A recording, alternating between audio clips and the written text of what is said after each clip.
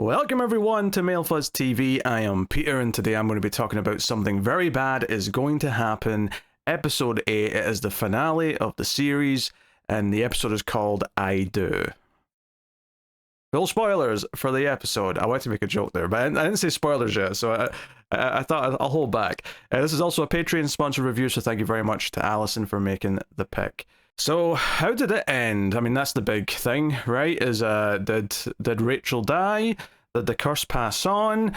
Did the wedding happen? Did it not? Did she take the drink? Luckily, she did not take the drink, although they did do a close-up of the glass again, which was making me feel a little bit ill.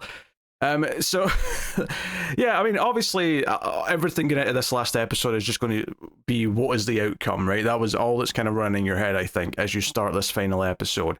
And she's walking down the aisle, we get to the wedding ceremony, and that's at the start of the episode. And it reveals, as she's doing her vows, that she didn't take the drink of the glass, that she is going on faith. She is going based on pure love to marry Nicky. And Nicky, after she gives these great vows, he gives some vows, although they didn't seem as heartfelt as hers, if I'm honest. They felt a little bit more rehearsed and a little bit more impersonal. He's the one who can't say I do. Nicky's the one who tries to back out at the last second at the altar. He tries to justify it and says that, hey, no, you're right, Rachel. That's the whole thing. Like, my parents' marriage is a scam. I don't want to be like them. We're just trapping ourselves by doing this. We should, do our own thing and not get married. And of course, Rachel's like, what the hell are you doing? No, everything's riding on this. The other characters who know about the curse, Jules and Nell, they're like, what was happening? Maybe just finish the thing. The dad who's officiating, he's like, son, you just need to say I do. That's all you do. But he doesn't. He tries to justify a reason why they should not do this, despite the fact that they're here now after all this time and effort. And this kind of like comes down to kind of the central like idea that the whole show has been kind of building around, is this idea of everything that Rachel has slowly given up in the process of agreeing to be his wife. She didn't really want to be married in the first place. That comes out as they're fighting sort of in privately after the ceremony kind of falls apart. That she was never a believer in marriage, but he wanted to do it. So when he proposed, she said yes because she knew he really wanted it. Not because it's something that she had always wanted or felt deep down that she needed in life. And then everything we've been talking about, this past couple of episodes about her giving up parts of herself, possibly giving up her entire sense of like character and free will to kind of circumvent the curse, to just be the happy wife. All of these things, and we find out that he's the one that pushed for the wedding. He pushed for it to be here. He pushed for it to be with his family. He pushed for it for all these different things. And then at the last possible second, he's the one who backs out on a whim because now he feels differently about everything. And he tries to frame it as, no, Rachel, you were right, and you were right about this and all that, and you never really wanted this or that. And it kind of breeds into a whole wider conversation of how he doesn't believe her about the curse and kind of reacts a little bit gaslighty when she brings it up, and she gets frustrated with that. And he tries to bring up previous examples, of their discussions, why, things, like, hey, this is what you always wanted. I'm doing the thing you wanted to begin with. And she's like, yes, but I changed my mind, or I would believe if you told me something that you believed in that was kind of outrageous, because I would be considering what you're saying in the here and now. I'd be listening to what you're feeling, why you're feeling it, and I would react accordingly based on who you are now. Whereas Nicky, and this is what she accuses him of, is Nicky decided on the perfect version of Rachel right at the start of the relationship, and anytime she is not being that, he doesn't really know how to deal with her or how to respond to her, and it's all about trying to make her fit back into the image that he has of her. This is actually a big theme that a lot of movies and stories have when it comes to how someone, it's usually the man who's at fault here, to be clear, how he kind of like considers his wife or significant other in a certain way, right? And has an image of them, of like who they are in their life, and doesn't really want to face anything that contradicts that. And if they do contradict it in some way, it leads to fallout of some kind. And that could be any number of things if depending on who the character is we're talking about. You know, if it's a man who's going to get violent, then maybe it ends violently. If it's a man who you know, shies away or gets cowardly, which is the category that I'd put Nikki in, he gets kind of weaselly and tries to justify things and so on. And he is so unlikable when he starts changing his mind at the altar. And in the entire conversation with Rachel, where they're bringing up this baggage and how she, you know, made these decisions to get married because she believed in him, and then it seems like he never really completely believed in her. And then the final accusation she makes is that all it took was the perfect marriage of your parents falling apart. Like, it mattered what their marriage now looks like more than anything that ever happened with Rachel. The idea that he was basing his whole idea of wanting to get married on what his parents were like, and now that image has been shattered, that's the real reason he doesn't want to do it now. And he doesn't take that very well, right? And that, as this is going on, the reception's happening with no married couple, but they're just having the party anyway, because what else are they going to do? They're all there. So this takes up a good, I don't know, half of the episode, maybe? Close to a half anyway, of this debate. And it's fairly good, actually. Like, I've not been super hot in this show. I'm still not that in love with it, honestly. Like, the actual final moments of the show just kind of left me feeling whatever. But I think here, at least, this was actually getting into kind of the meat of what the story's about and what the characters are about. I think it's kind of interesting. I maybe said this last episode as well, but it's funny that Obsession came out since this show aired, and tackles maybe a couple of similar themes in some ways from a very different angle, but it's definitely touching on some of the same core ideas of relationships and how men view women in that relationship, and kind of like them deciding the role that they play and that they have to keep in that role. Now, whether that's like a very traditional role or just this idea of like, no, this is exactly the girl that I fell for in my mind, so you're never allowed to change from that, or any assumptions I made at that point, kind of thing. So I think that stuff was solidly put out there. I think it did a good job of making him super unlikable throughout this entire conversation. And probably the most satisfying moment of the entire show is that when the family get into the room and try and talk to him, and at this point Jules is kind of getting really freaked out because sundown's about to happen, and he knows the wedding has to happen by sundown. Nicky gets a little pep talk from his mother, who says, oh, you didn't really mean what you said up there, you know, you'll figure this out later, but, you know, now's the time for the wedding, now's the time for this to happen. And Nicky, again, not helping this idea, the accusation that he is choosing things based on his parents and how he views them more than his own life and his own partner. That changes his mind. He comes over to Rachel and basically says, oh, I'm an idiot, I'm sorry, let's just go do it, hey, let's just go get married. And honestly, the most satisfying thing in the whole show is probably Rachel shaking her head and saying no, and the music just cutting right there. Just because it's the most, I think, in the entire show. And it should be the most, to be fair. My problem is more just that I didn't feel that much for the rest of the show. But this one I did feel something for, which is simply this idea of that she finally has to just say, no, you asshole. I am done jumping through your hoops. I am done running around cutting off my toe and drinking, or almost drinking, you know, horrific things, and trying to conform to your family's views of the perfect wife, your stupid sister's views of the perfect wife. Portia's, of course, insufferable throughout all this. Of course she is. Even though it was Nicky's fault, like, she comes in and blames Rachel and says this is your fault at one point when they all storm in, and I'm like, what are you talking about? Nicky's the one who didn't say I do. He's the one at the last hurdle.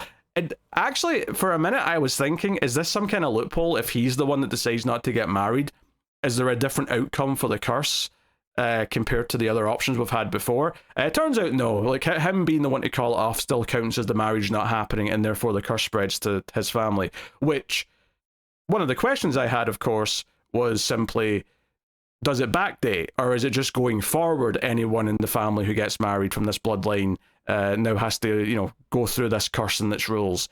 No, it turns out it gets backdated. It's a bloodbath. There's just people start dying left and right all over the wedding party. The mum dies. Oh, I did have a question though about, like, how does it choose? Like, so obviously Nicky's the one who is going to get married, so obviously he is now cursed, right? That's unquestionable. And his siblings are I guess definitely cursed, right? But how does the curse decide which parent it's taking as the branch that it's going down the tree. Because clearly, as we're seeing people die at the wedding and they're all bleeding from the eyes and the mouth and the nose, and there's just blood everywhere, and it's played for kind of almost dark comedy at a certain point, but everyone's dying around. And it's like, okay, so clearly one half of all these couples are dying because they're the ones that are part of the bloodline, and the other ones just married into the bloodline, and they're safe. So, but I did have the question, okay, but which one of Nikki's parents counts as the bloodline exactly?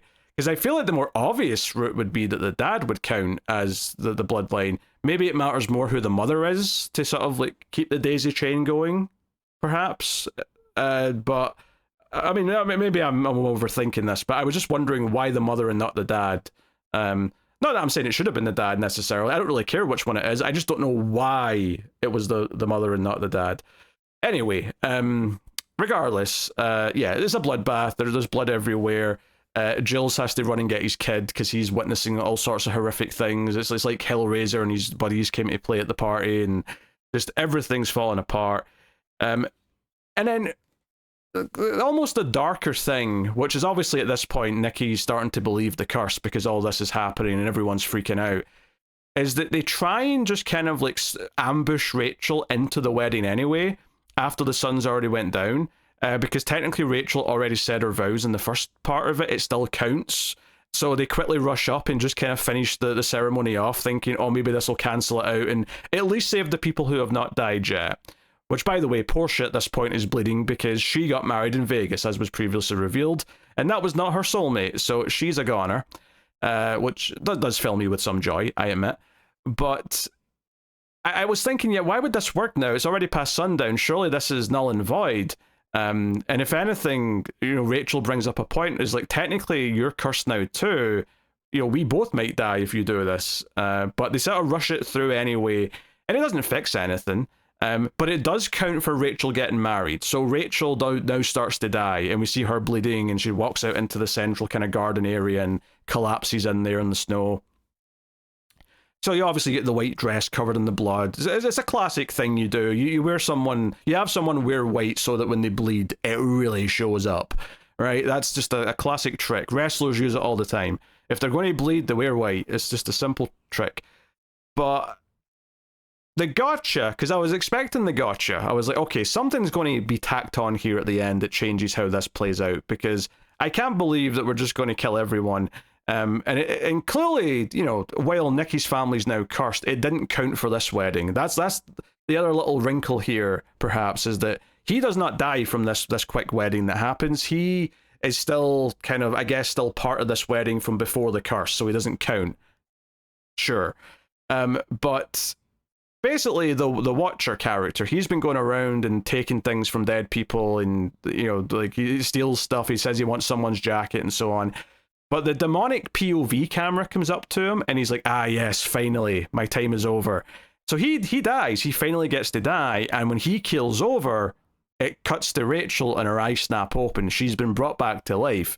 And it's basically that this was almost like a weird loophole that she now has to remain alive to be the new witness, the new Watcher, and she gets to live because of that. And she just very nonchalantly like gets her stuff and leaves for the end of the episode, which lasts a long time actually. There's a good like solid like nearly 10 minutes of her just like looking around for stuff, and Nikki seeing her and just being in like shock that she's walking around, and she leaves. Interesting, as she's leaving, you see like a wounded fox kind of hopping along from the earlier traps that the dad and the brothers were setting, and it's kind of like she's also the wounded fox. She was almost caught in the trap, and she did get hurt, but she's on her way, and she smiles in a way she hasn't smiled maybe the entire show, a genuine smile before it cuts to the credits, and she's like nodding her head along to the music. So it has a relatively happy ending outside of the fact that she has to now live with you know, being the witness for future weddings and might live a long time. The other interesting detail here is that she starts robbing the dead people of their jewelry and, you know, various other things like their wallets for their money and stuff.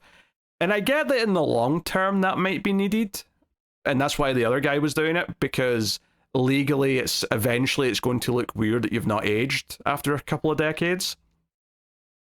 But no one's reported her dead yet, So she's legally still alive as far as the authorities and the system are concerned.